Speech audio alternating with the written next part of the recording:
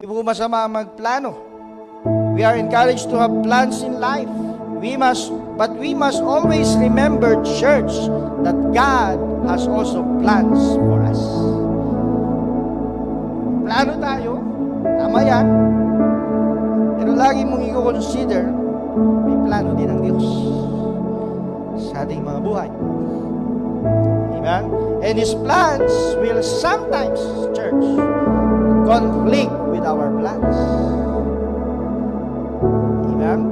His plans will sometimes contradict our plans. He will sometimes intervene with our plans. Proverbs 19:21, many are the plans in a person's heart, but it is the Lord's purpose that prevails. Marami daw tayong plano, tayong mga tao, pero ang purpose, ang layunin ng plano ng Diyos ang laging nananaig, ang laging nangyayari.